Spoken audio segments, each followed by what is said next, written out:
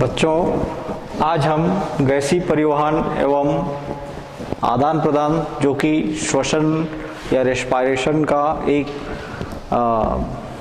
Parts है, इसके बारे में अध्ययन करेंगे।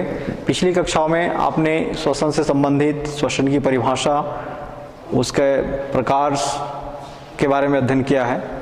उसमें जो पिछली कक्षा में चल रहा था आंतरिक श्वसन, है ना, इसके बारे में थोड़ा सा और बता दें। आंतरिक श्वसन वह श्वसन जो शरीर की कोशिकाओं में संपन्न होता है ना, उसको कहते हैं आंतरिक श्वसन। तो जब गैसों का परिवहन होता है तो उस परिवहन के दौरान ऑक्सीजन परमाणु को शरीर की कोशिकाओं में ले जाकर छोड़ दिया जाता है। वो ऑक्सीजन पचे हुए भोज्य पदार्थ जो कोशिकाओं के कोशिका द्रव्य में संचित रहता है उसका क्रमिक रूप से ऑक्सीकरण करता है ना, और ऑक्सीकरण करके ऊर्जा का उत्पादन करता है। तो जो ऊर्जा बना हुआ है उस ऊर्जा का परिमाण जो है उस कोशिका के परिमाण की तुलना में अधिक होता है। इस कारण उसको एटीपी या एडेनोसिन ट्राइफॉस्फेट में बदला जाता है। ये जो एटीपी बनने की जो प्रक्रिया होती है, एडेनोसिन ट्राइफॉस्फेट जो बनने की जो प्रक्रिया होती है, वो हमारे कोशिका द्रव्य और माइटोकॉन्ड्रिया में 3 चरणों में पूर्ण होता है। जिसमें पहला चरण है ग्लाइकोलिसिस,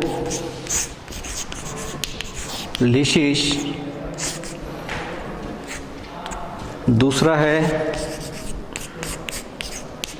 क्रेब्स चक्र और तीसरा है इलेक्ट्रॉन अभिगमन तंत्र, जिसको शॉर्ट में कहते हैं ईटीएस, इलेक्ट्रॉन ट्रांसपोर्ट सिस्टम। ये 3 चक्रों के द्वारा आंतरिक श्वसन की जो क्रिया विधि है वो संपन्न होती है ना। ग्लाइकोलिसिस मुख्य रूप से कोशिका द्रव्य में संपन्न होता है। क्रेब्स साइकिल और जो इलेक्ट्रॉन ट्रांसपोर्ट जो है ये दोनों माइटोकॉन्ड्रिया में संपन्न होते हैं। ठीक है, आपने पादप श्वसन के अंतर्गत शायद इन चक्रों के बारे में अध्ययन कर लिए हैं, है ना। उसमें ग्लाइकोलिसिस का विस्तार से वर्णन है और क्रेब्स चक्र का भी है और इलेक्ट्रॉन ट्रांसपोर्ट सिस्टम का भी है। जैसे जब ऑक्सीजन शोषण होता है तो एक अणु ग्लूकोज के ऑक्सीकरण के परिणाम स्वरूप कितने एटीपी बनते हैं? कितने एटीपी बनते हैं? 38 बनते हैं, है ना। ये 38 जो है एक ही चक्र में नहीं बनता बल्कि तीनों चक्रों में बनता है ना। पहले चक्र में 2 एटीपी बनता है, दूसरे चक्र में 24 एटीपी बनते हैं, है ना, और शेष जो बच गया वो कहाँ बनता है? इलेक्ट्रॉन ट्रांसपोर्ट सिस्टम में या इलेक्ट्रॉन अभिगमन तंत्र में बनता है। ठीक है, इस तरीके से ये जो आंतरिक श्वसन जो है शरीर के कोशिकाओं के अंदर संपन्न होता है। तो ये तो हो गई आंतरिक श्वसन की बात। अब हम चलते हैं आज के टॉपिक गैसीय परिवहन एवं आदान प्रदान पर। तो गैसीय परिवहन का मतलब क्या होता है, इसको भी आपको एक परिभाषा इसकी बता दिया गया था, है ना। जो श्वसन वायु को जो है शरीर के अंदर बाह्य श्वसन के द्वारा क्या किया जाता है? ग्रहण किया जाता है ना। जिन अंगों के द्वारा वायु को बाह्य वातावरण से शरीर के अंदर लिया जाता है उन अंगों को क्या कहते हैं? श्वसनांग कहते हैं, है ना। इस श्वसनांग के अंतर्गत जैसे हम अपनी बात करें, मनुष्य की बात करें, हमारे शरीर में कौन कौन से श्वसनांग हैं? एक तो नॉस्ट्रिल, है ना, फिर नासामार्ग, फिर फेरिंक्स, है ना, फिर ट्रेकिया, फिर ब्रोंकाई, फिर ब्रेंक्यूल्स, है ना, और फिर फेफड़े। ये क्या हो गए? श्वसन अंग हो गए। इनको सम्मिलित रूप से हम कहते हैं श्वसन तंत्र। ठीक है, तो इस माध्यम से क्या किया जाता है? शरीर में वातावरण में उपस्थित जो वायु है उस वायु को पहले ग्रहण किया जाता है और वायु को ग्रहण करके उसको शरीर की कोशिकाओं तक विभिन्न माध्यम से परिसंचरण तंत्र के माध्यम से शरीर की कोशिकाओं तक पहुंचाया जाता है ना। और जैसे ही शरीर कोशिकाओं में ऑक्सीजन को पहुंचाया जाता है तो भोजन का क्या करेगा? क्रमिक रूप से ऑक्सीकरण करेगा, और जब ऑक्सीकरण होता है तो उससे कुछ वर्ज्य पदार्थ बनते हैं, है ना। श्वसन के वर्ज्य पदार्थ जैसे कार्बन डाइऑक्साइड, उस कार्बन डाइऑक्साइड को वापस मुख्य श्वसनांग तक लाकर छोड़ दिया जाता है। अब वो मुख्य श्वसनांग तक अर्थात फेफड़े तक कार्बन डाइऑक्साइड आया हुआ है, उस कार्बन डाइऑक्साइड को शरीर से क्या करना है, हमें बाहर छोड़ना है, तो उसको हम श्वासोच्छ्वास की क्रिया के द्वारा शरीर से बाहर त्याग देते हैं। ठीक है, तो अलग अलग जीवों में ये जो गैसों का जो परिवहन है वो अलग अलग ढंग से होता है, या उनका जो आदान प्रदान है वो अलग अलग तरीके से होता है। जैसे इसके अंतर्गत हम ले सकते हैं क्लोमी श्वसन। इसके अंतर्गत पहला क्लोमी श्वसन, क्लोम या उसी को कहते हैं गिल्स, है ना। किन में पाया जाता है गिल्स? मछलियों में। ठीक है, मछलियों में जो गिल्स होते हैं, गिल स्लिट्स होते हैं, उसके माध्यम से वो क्या करता है, जल में घुली हुई ऑक्सीजन को अवशोषित करता है ना, एक्सेप्ट करता है और उसको शरीर के कोशिकाओं तक पहुंचाता है। तो उनमें जो पाया जाने वाला श्वसन क्या कहलाएगा? क्लोमी श्वसन कहलाएगा। दूसरा फूफुसी श्वसन या पल्मोनरी रेस्पायरेशन, ये जितने भी उच्च वर्गीय जंतु होते हैं, स्तनधारी खासकर, है ना, जैसे मनुष्य हो गया, बंदर हो गया, उनमें जो गैसों का जो वो है, गैसों का जो परिवहन जो है किसके द्वारा होता है? फेफड़े के द्वारा होता है। फेफड़ा मुख्य मशीन है जो ऑक्सीजन को अंदर की ओर खींचने में और कार्बन डाइऑक्साइड को शरीर से बाहर छोड़ने में मदद कर रहा है। ठीक है, फिर तीसरा देख लेते हैं त्वची श्वसन। त्वची श्वसन का मतलब होता है ऑक्सीजन को किसके द्वारा अवशोषित करना? त्वचा द्वारा अवशोषित करके शरीर की कोशिकाओं तक पहुंचाना, वो श्वसन कहलाता है त्वची श्वसन। जो जलीय प्राणी होते हैं जैसे मेंढक है ना, उसकी जो शरीर का जो त्वचा होता है किस प्रकार का होता है? चिपचिपा। वो चिपचिपा सतह से ऑक्सीजन को, जो जल में घुला हुआ ऑक्सीजन को क्या करता है? अवशोषित करता है और शरीर की कोशिकाओं में उसको पहुंचाता है। ठीक है, तो उनमें जो पाया जाने वाला जो श्वसन होगा वो त्वची श्वसन होगा। इसी प्रकार स्पाइरेकिल श्वसन, स्पाइरेकिल श्वसन, कीट वर्ग के जो जीव होते हैं उनमें वायुमंडलीय ऑक्सीजन का परिवहन करने के लिए, शरीर के अंदर वायुमंडलीय ऑक्सीजन का परिवहन करने के लिए एक विशेष अंग पाया जाता है जिसको हम कहते हैं ट्रेकिया, है ना। तो ट्रेकिया के माध्यम से वो वायुमंडल में उपस्थित ऑक्सीजन को पहले ग्रहण करेंगे और ग्रहण करके उनके शरीर के कोशिकाओं तक पहुंचाने का कार्य करते हैं। तो उनमें जो पाया जाने वाला श्वसन कहलाता है स्पाइरेकिल श्वसन। इसी प्रकार सामान्य सतह द्वारा श्वसन, पांचवा सामान्य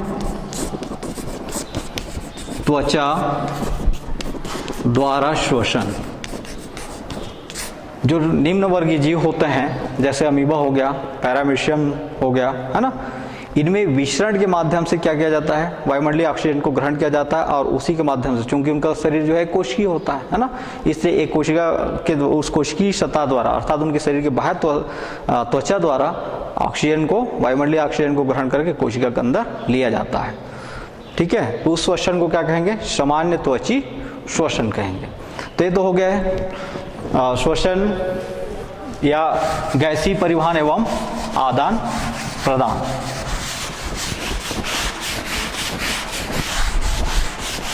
अब हम देखते हैं विभिन्न जो जंतु होते हैं, है ना, विभिन्न जंतुओं में श्वसन किस प्रकार का होता है।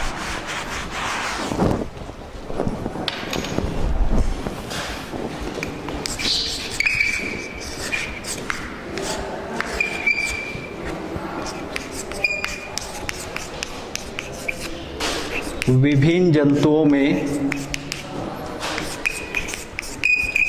गैसीय परिवहन एवं आदान प्रदान।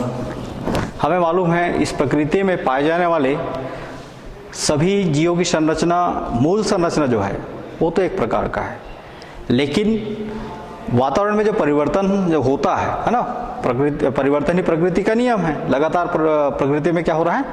परिवर्तन हो रहा है। उस परिवर्तन के परिणाम स्वरूप जीवों में जो है जटिलता बढ़ती गई है ना। तो जटिलता बढ़ गई तो अंगों का विकास भी क्या हो गया? बढ़ गया। निम्न वर्गीय जो जीव हैं उनमें कोई विशेष अंग नहीं पाया जाता, है ना। लेकिन जैसे जैसे जीवों में जटिलता बढ़ती जाती है वैसे वैसे उनकी शारीरिक संरचनाओं में क्या होता है, परिवर्तन होता है और जटिलता बढ़ता जाता है। तो ये जो वायुमंडल में उपस्थित जो ऑक्सीजन है, उस ऑक्सीजन को शरीर की कोशिकाओं तक पहुंचाने के लिए उनमें अंगों का जो विकास है वो अलग अलग होता है। मतलब अलग अलग जीवों में गैसों का आदान प्रदान क्या होगा, अलग अलग प्रकार का होगा। जैसे सरल जो एकोष्की जीव हैं, है ना, सरल एक कोशिकी जीव, कौन से जीवों को एक कोशिकी जीव कहते हैं? ऐसे जीव जिनका शरीर एक ही कोशिका का बना हुआ होता है ना।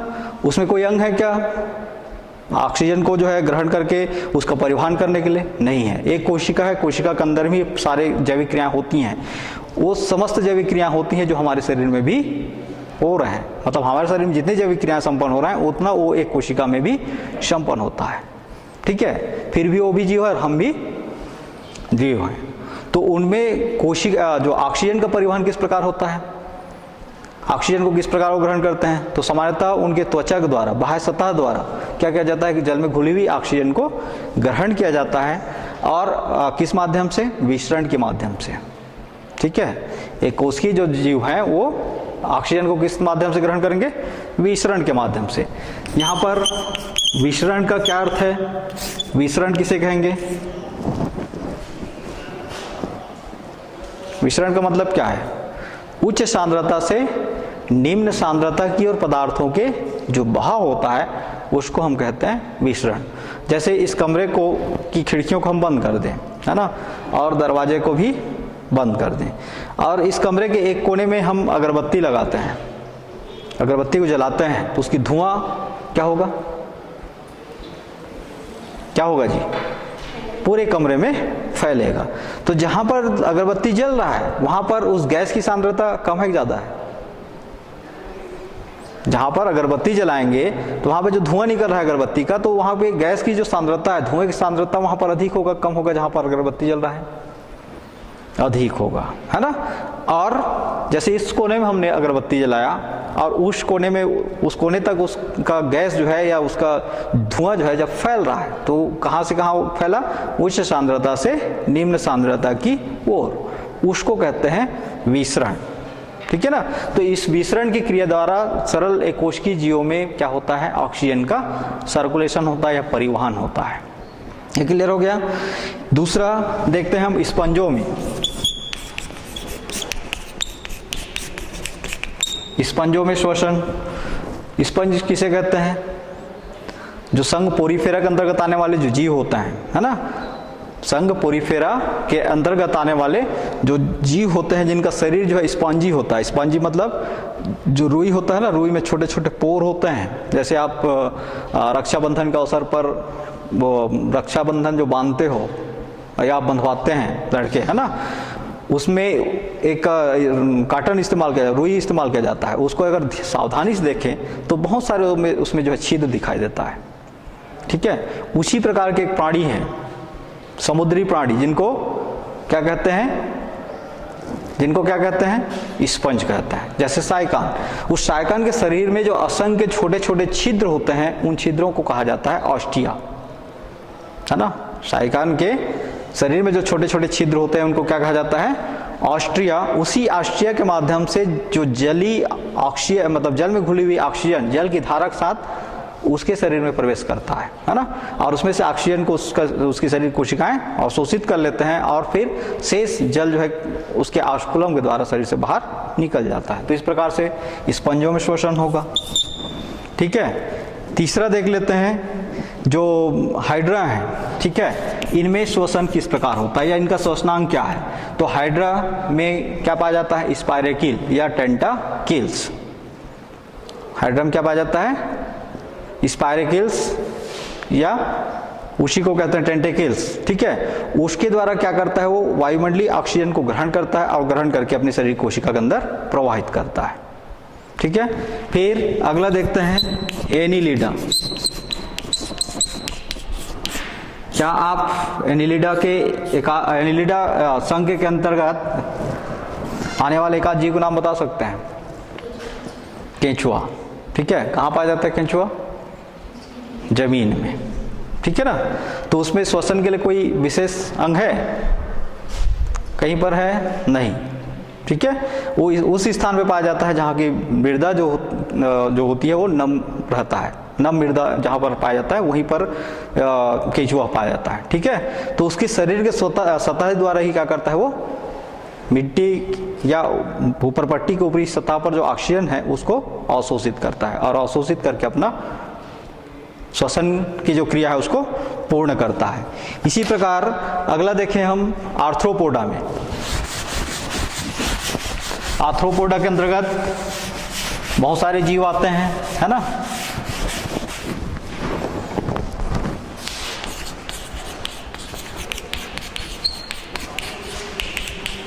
ऐसे जीव जिनका जो उपांग होते हैं वो सेगमेंटेड होते हैं, उनको कौन से संघ में रखा गया है? आर्थ्रोपोडा में, है ना। ये जो है सबसे बड़ा संघ है किसका? अकशेरुकीय जीवों का, ठीक है। तो इसमें जो है श्वसन के लिए विशेष अंग का इसमें भी अभाव होता है। इसमें जो श्वास नलिका पाई जाती है ना, उस श्वास नलिका के द्वारा ये वायु में उपस्थित जो ऑक्सीजन को क्या करता है, ग्रहण करता है, ग्रहण करके उसका शरीर के अंदर परिसंचरण तंत्र के माध्यम से परिवहन करते हैं, है ना। तो इस तरीके से इनमें श्वसन की क्रिया पूर्ण होती है। इसी प्रकार विकसित जो जीवों में, विकसित जंतुओं में श्वसन, तो जितने भी विकसित जंतु होते हैं जैसे मनुष्य, है ना, इसमें क्या पाया जाता है?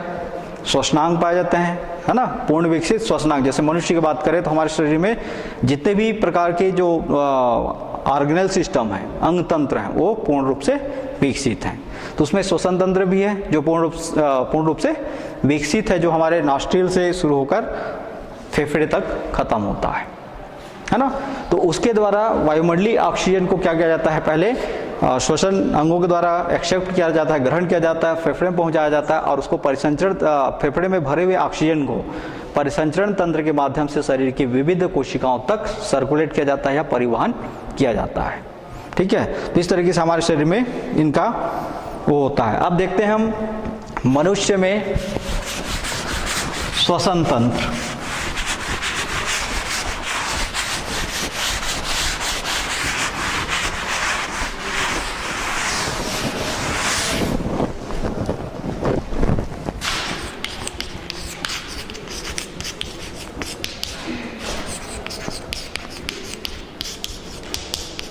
मनुष्य में श्वसन तंत्र, तो मनुष्य चूंकि विकसित जीव है ना, इसलिए श्वसन तंत्र जो है विकसित होता है, जो नॉस्ट्रिल से फेफड़े तक खत्म होता है। मतलब पहला भाग है नॉस्ट्रिल या नासा मार्ग जिसको कहते हैं, है ना, और फेफड़ा जो है उसका अंतिम अंग होता है।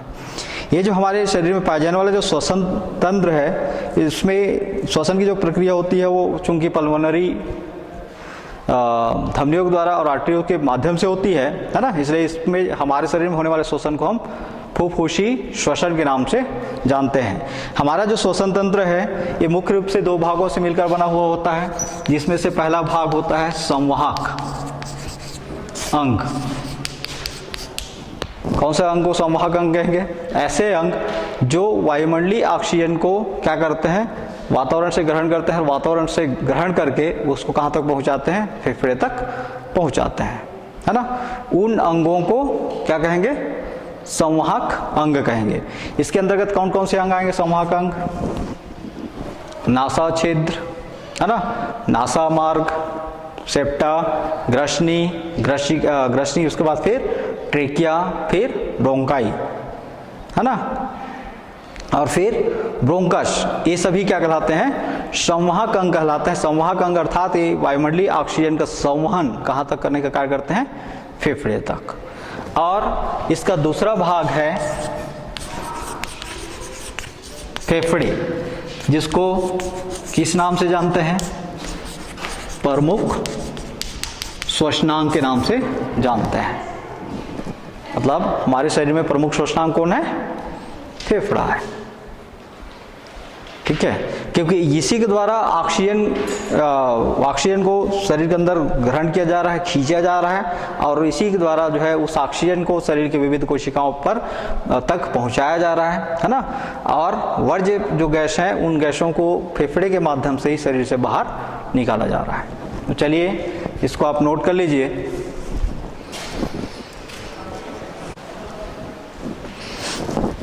तो मनुष्य में जो श्वसन तंत्र है इसका दूसरा महत्वपूर्ण भाग है कौन?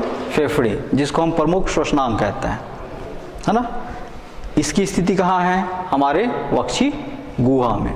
तो चलिए हम सबसे पहले एक श्वसन तंत्र का वो बना लेते हैं, क्या क्या अंग होते हैं, कौन कौन से अंगों को संवाहक अंग कहेंगे, और फेफड़ा कहाँ होता है।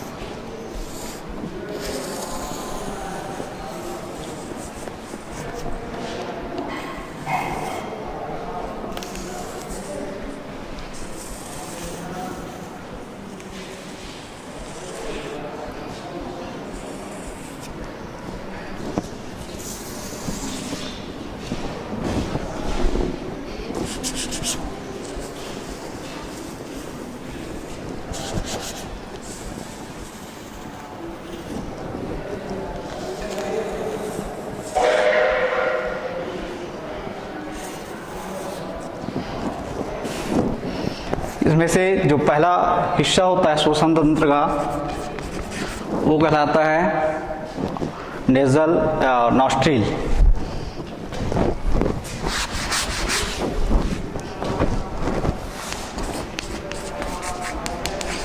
नॉस्ट्रिल हो गया। नॉस्ट्रिल के अंदर जो गुहा, ये जो हमारा ये दो छिद्र दिख रहे हैं, है ना, ये हो गया नॉस्ट्रिल। नॉस्ट्रिल, दोनों नॉस्ट्रिल के अंदर क्या है? खाली जगह है ना, वो कहलाता है नेजल कैविटी।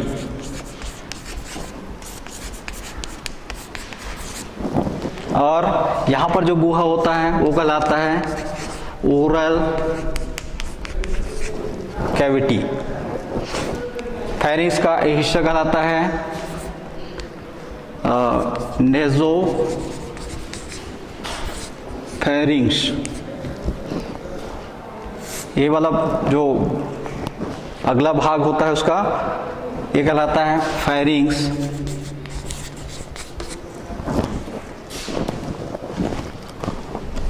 फिर यहाँ पर ये हिस्सा है लैरिंक्स।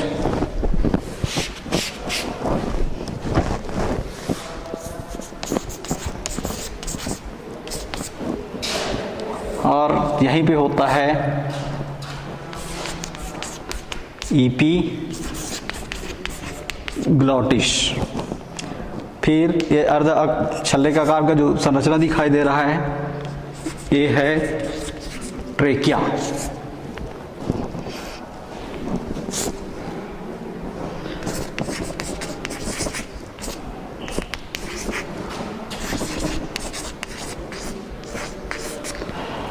ये हिस्सा कहलाता है हृदय फेफड़े का सुपीरियर लोब ऑफ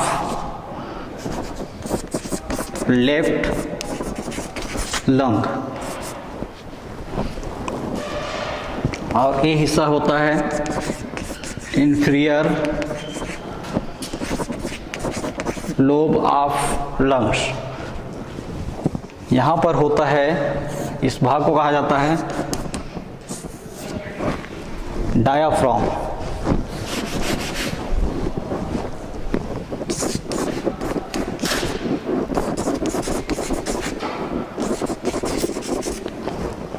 ये हो गया डायाफ्राम। लेफ्ट ये लंग का सुपीरियर लोब ऑफ राइट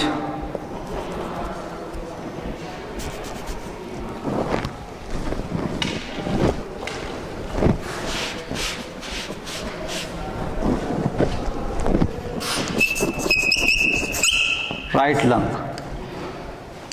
ये इसका हो गया मिडिल लोब, और ये हिस्सा हो गया इंफीरियर लोब।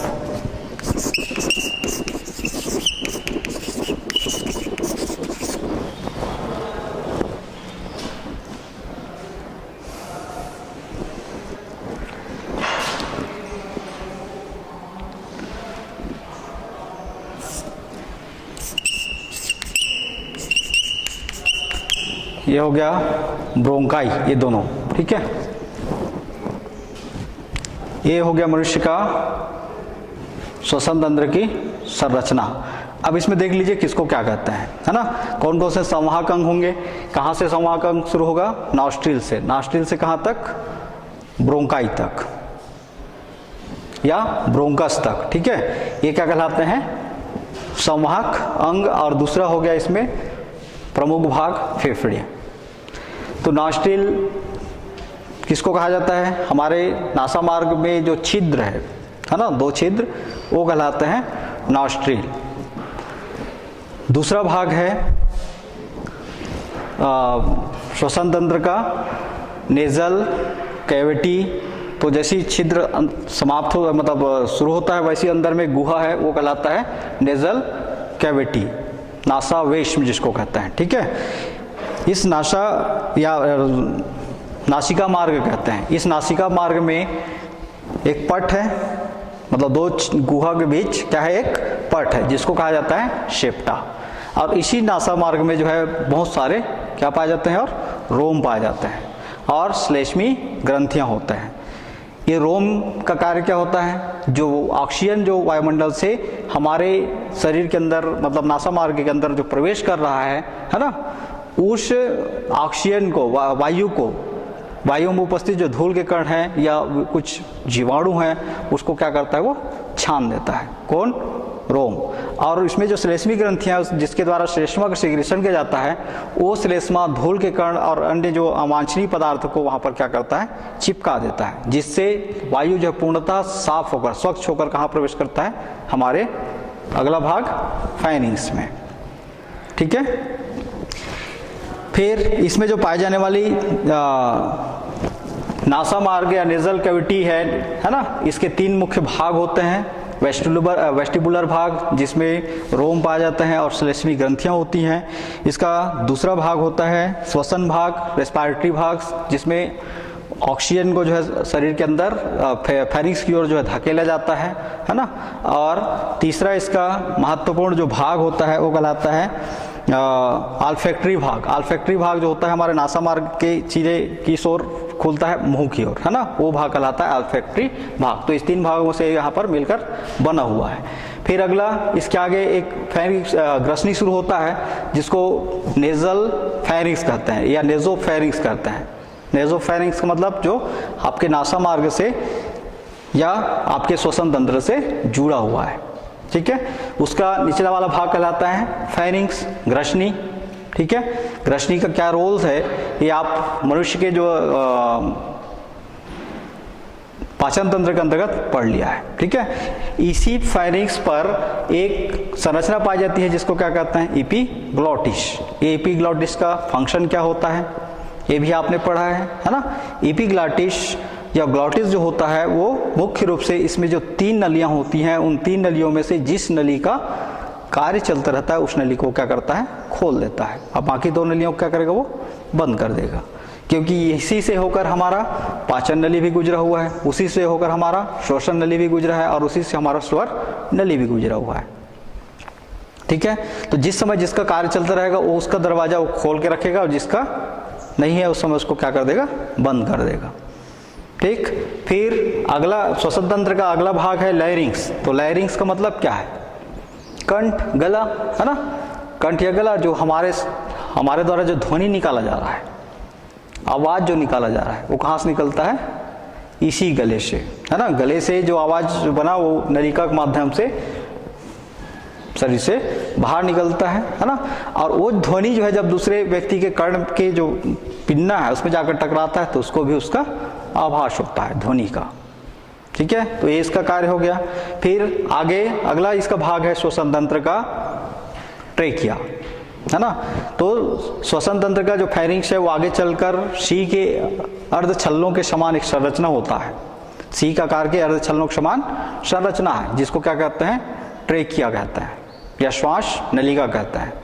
ये ट्रेकिया जो है अर्धछल्ले के नुमा इसलिए रहता है क्योंकि यहाँ पे जो वायु का जो हुआ है, वायु जो प्रवेश किया है उसको तो आपके नेजल पैसेज में, नासा मार्ग में जो है पूर्णतः क्या कर दिया गया है, रोम के द्वारा और श्लेष्मी ग्रंथियों के द्वारा छान दिया गया है। फिर भी उसमें अभी भी कुछ ऐसे अवांछनीय पदार्थ हो सकते हैं, है ना, जो फेफड़े में यदि चले जाएं तो फेफड़े क्या करेंगे, नुकसान पहुंचाएंगे। तो उनको रोकने के लिए इसकी जो आकृति होती है इस प्रकार अर्धछल्ले के समान होती है।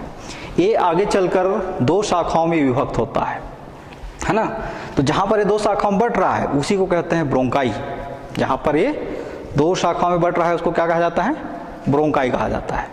ठीक है, ये ब्रोंकाई अपनी अपनी ओर, दाईं ओर जो फेफड़ा है वो दाईं ओर और बाईं ओर जो फेफड़ा है वो बाईं ओर जाकर एक एक शाखा बनाते हैं, है ना, वो कहलाते हैं ब्रोंकस।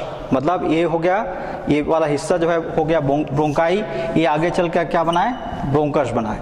ये ब्रोंकस जाकर आगे फिर से कई शाखाओं में क्या होते हैं, विभक्त हो जाते हैं। इन शाखाओं को कहा जाता है ब्रेंकियोल्स। ब्रोंकाई जो है, ब्रोंकस जो है आगे चलकर क्या करते हैं, बहुत सारे और शाखाओं में विभक्त हो जाते हैं। उन शाखाओं को क्या कहते हैं, ब्रेंकियोल्स। ये ब्रेंकियोल्स आगे जाकर फिर से विभाजित होते हैं, है ना, उनको कहते हैं एल्विलाई सेक्स। ठीक है, और वही एल्विलाई जो है अंत में एक कुपिका के समान संरचना में जाकर खत्म होते हैं। अंत में जाकर क्या होते हैं, इस प्रकार के कुपिका नुमा संरचना में जाकर क्या हो जाते हैं, वो खत्म हो जाते हैं, जिनको कहते हैं एयर सेक्स। ठीक है, फिर अगला ये तो हो गया पूरे संवाहक अंग, है ना। दूसरा भाग हो गया क्या, मुख्य श्वसनांग या फेफड़ा। तो फेफड़े, दो फेफड़े हो गए, है ना, जिनकी स्थिति कहाँ है, वक्षी गुहा में है, जो किसके ऊपर है, हमारे जो डायाफ्राम है उसके ऊपर। डायाफ्राम कैसे पता चले कहाँ से कहाँ तक डायाफ्राम है, तो आप श्वास को एक बार बाहर की ओर छोड़ो, है ना, एक बार बाहर की ओर छोड़ो, या फिर अपने श्वास को ऊपर के मतलब वो करके थोड़ा देर दबा कर रखो, तो आपके यहाँ पर एक वो बनता है, पट बनता है। यहाँ के जो पसलियाँ जो वो है, आपके जो पेट वाला भाग का कुछ अंश जो है नीचे की ओर धंसा हुआ, धंस जाता है, इस टाइप का महसूस होता है ना, वो भाग कहलाता है डायाफ्राम।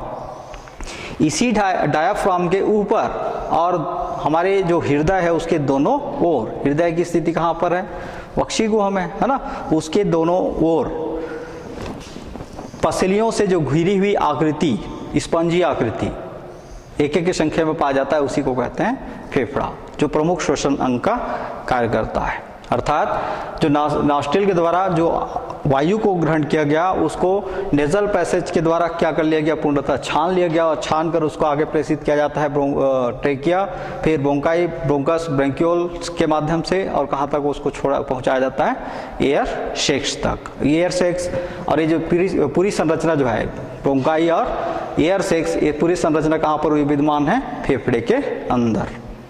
ठीक है, मनुष्य का जो फेफड़ा है, जो लेफ्ट में पाया जाने वाला फेफड़ा दो लोब से बना हुआ है ना। पहला लोब को कहा जाता है superior lobe of left lung और inferior lobe of right lung. इसी प्रकार जो राइट में लेफ्ट लंग है ना, और राइट में जो फेफड़े होता है उसका वो जो है तीन लोबों से मिलकर बना हुआ होता है। पहला लोब हो गया superior lobe of right lung, फिर बीच में एक लोब है ना, ये बीच के जो लोब है उसको कहा जाता है middle lobe of right lung, और सबसे नीचे जो लोब है इस लोब को कहा जाता है inferior lobe of right lung. इस तरीके से एक तरफ का तीन लोबों से मिलकर बना हुआ होता है। फिर यहाँ पर जो दोनों लोब को, फेफड़े के जो दो लोब है, दो गुहा है, उसको अलग करने के लिए एक यहाँ पे क्या खींच दिए, हम लाइन खींच दिए हैं, सेप्टा बना दिए, है ना, इसको कहते हैं ऑब्लिक्यू फीसर। क्या कहते हैं इसको, ऑब्लिक्यू फिशर। तो इस तरीके से यहाँ से ऑक्सीजन को ग्रहण करके फेफड़े तक पहुँचाया जाता है। इसमें सबसे प्रमुख अंग हो गया फेफड़ा। तो फेफड़ा जो है वो स्पंजी होता है, स्पंज के समान होता है, जो करोड़ों की संख्या में एल्विलाई के द्वारा बना हुआ होता है। मतलब इसमें एल्विलाई की संख्या क्या होता है, करोड़ों की संख्या में। यदि हम अपने दोनों फेफड़े के आंतरिक संरचना को देखें तो इसमें लगभग 30 करोड़, फेफड़े में जो है लगभग 30 करोड़ क्या पाया जाएगा, एल्विलाई पाया जाएगा। मतलब इनकी संख्या इतनी है, ठीक है। और इसी में जो एयर सेक्स होते हैं, वही एयर सेक्स श्वासोच्छ्वास के दौरान ग्रहण किए हुए ऑक्सीजन को ग्रहण करके, मतलब उसी एयर सेक्स में जो है भरकर रखते हैं, है ना। फिर जो फेफड़े के चारों ओर, चूंकि फेफड़ा बहुत कोमल अंग है, स्पंजी है ना। स्पंजी अर्थात रगड़ और धक्के से क्या हो सकता है, क्या हो सकता है, स्पंजी है तो रगड़ बाहरी आघात से खराब हो सकता है ना, रप्चर हो सकता है। तो उसको बचाने के लिए इसके चारों ओर एक कैविटी, एक वो पा जाती है, आवरण पा जाता है, जिसको विसरल आवरण कहते हैं, है ना।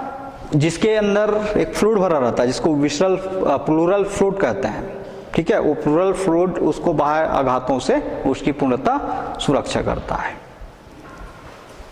ना। और फिर एयर जो सेक्स होते हैं, उनका मुख्य कार्य ये होता है कि ऑक्सीजन को ग्रहण करना और वायु के अन्य जो पार्ट्स होते हैं उसको फिर से जो कहते हो बाहर निकाल दिया जाता है। क्योंकि एयर सेक्स के जो नेचर होता है वो मात्र ऑक्सीजन को बांधने की क्षमता उसमें पाया जाता है, या ऑक्सीजन के साथ ही वो बंधुता प्रदर्शित करता है। तो ये तो हो गई आपके शरीर में पाए जाने वाला श्वसन तंत्र। दूसरा चीज इसमें पूछा जाता है मनुष्य की फेफड़े की संरचना।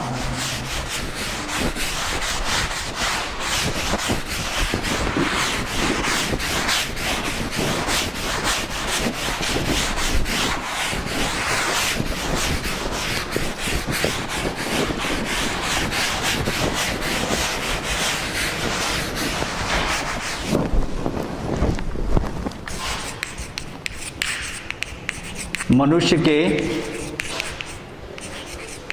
फेफड़े की संरचना। तो जो मनुष्य का जो फेफड़ा है उसका जो 3 लोबों से मिलकर बना हुआ होता है ना। तो सबसे पहले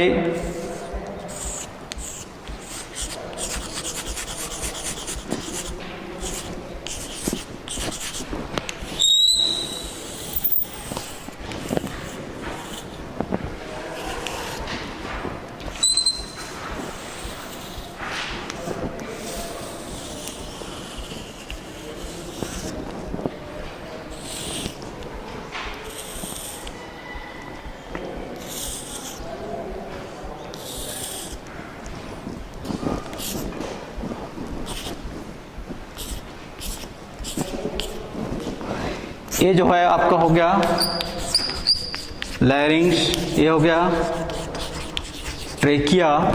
इसका बाह्य भाग जो है देखने में आपको कैसा लग रहा है, उभरा हुआ। बाहरी भाग कैसा दिख रहा है आपको, उभरा हुआ, है ना। ये भाग कहलाता है उत्तल भाग, ठीक है। इसका जो आंतरिक भाग है ये कैसा दिख रहा है आपको, धसा हुआ दिख रहा है ना। एक भाग ऐसा उभरा हुआ है, बाह्य भाग उभरा हुआ और आंतरिक भाग जो है धसा हुआ है ना।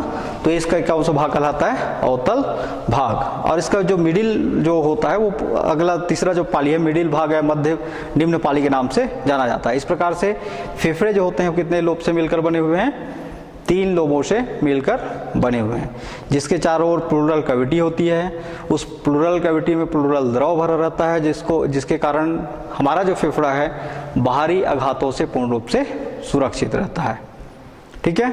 इसमें जो ये जो लोब हैं, है ना, ये हो गया सुपीरियर लोब, इधर ये भी हो गया सुपीरियर लोब, और ये कहलाता है इंफीरियर लोब। इसी इसी प्रकार ये इसका हो गया मिडिल लोब और ये हो गया inferior lobe of right lung, और यहाँ पर पाया जाता है डायाफ्राम।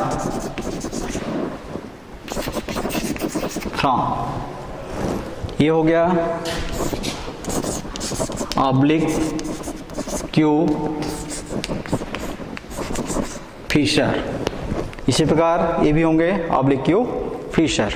ठीक है, तो इस तरीके से ये मनुष्य का क्या पाया जाता है फेफड़े की संरचना। तो बच्चों आज आपने गैसीय परिवहन एवं आदान प्रदान के अंतर्गत गैसीय परिवहन और गैसों का आदान प्रदान किस प्रकार होता है, विभिन्न जंतुओं में गैसीय परिवहन के लिए कौन कौन से अंग पाए जाते हैं, फिर मनुष्य का जो श्वसन तंत्र कितने भागों से मिलकर बना होता है, उनकी क्या संरचना होती है, और फेफड़े की संरचना के बारे में अध्ययन किया। धन्यवाद।